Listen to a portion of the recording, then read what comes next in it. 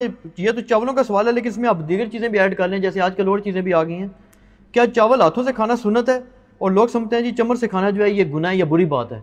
और नहीं, इस तरह की कोई तफसीलात, ये सारी चीज़ें कल्चरल हैं। अच्छा, ठीक है ना जी, इनको इन चीज़ों के ऊपर नहीं लेके जाना चाहिए। जो बंदा चम्मच के साथ खा रहा होता है वो भी हाथ से ही खा रहा होता है, ठीक है, क्योंकि हाथ से ही चम्मच पकड़ी हुई होती है ठीक ना। हो गया। तो उसमें कोई टूल इस्तेमाल कर लिया जाए, इसमें कोई हर्ज नहीं है। इनको चमचों के अंदर तो इस्लाम इनका घुसा हुआ है। इनसे ये पूछे हैं, ये जो आपने 20-20, 30-30 लाख रुपए की गाड़ियां चंदों की खरीद के अपने नीचे लगाई हुई है, इसमें तो किसी ने पूछा कि गधे पे बैठना सुन्नत है या 20 लाख की गाड़ी में बैठना सुन्नत है।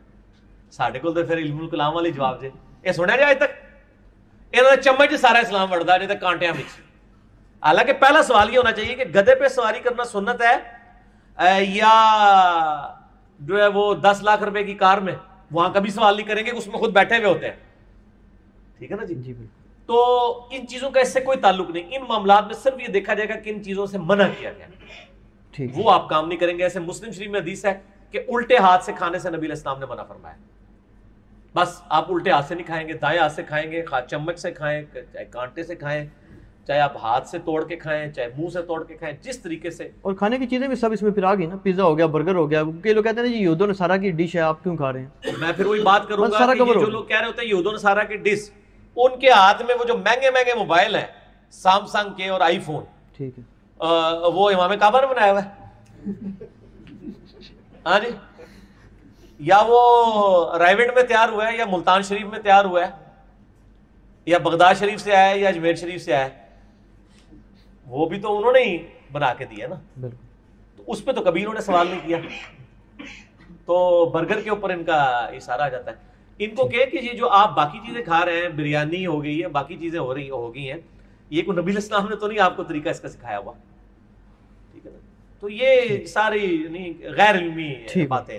अच्छा, एक आया जी कि बस हलाल चीज होनी चाहिए। ठीक है जी। अच्छा, इसमें आगे सवाल है जी कि ये सूरह बकरा में गंदुम, साग, खीरा, प्याज, लहसुन वगैरह को अदना कहा गया, खाने को मुताजी जिल्लत मुसल्लत होने का क्यों कहा गया? पहली बात, खीरे का तो जिक्र ही कोई नहीं है उसमें। खीरे का है नहीं। हाँ, और क्या आपने नाम लिए? प्याज, लहसुन। प्याज है, लहसुन भी है। हाँ जी, हाँ, ये इस तरह नहीं है। जन्नती खानों के मुकाबले पे तो ये कम तर खाना ही है ना शाह जी। जी, तो उनको तो मन्नो सलवा मिल रहा था। ठीक है ना जी, सलवा एक परिंदा था, प्रोटीन्स वहां से उनको मिलती थी, वो झुंडों के झुंड आके बैठ जाते थे, वो शिकार कर लेते थे।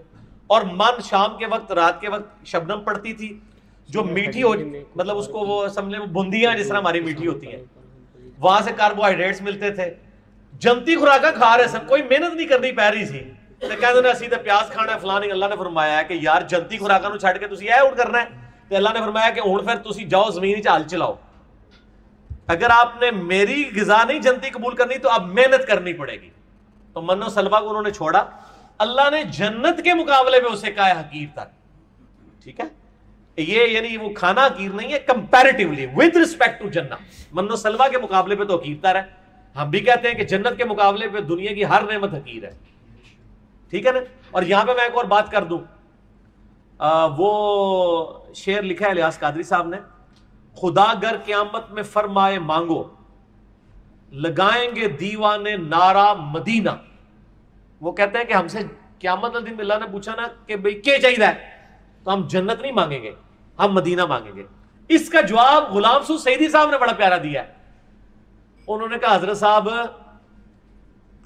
क़यामत वाले दिन तो नबी इस्लाम ने जाना है जन्नत में, तो हमने मदीने में आगे क्या लेना है?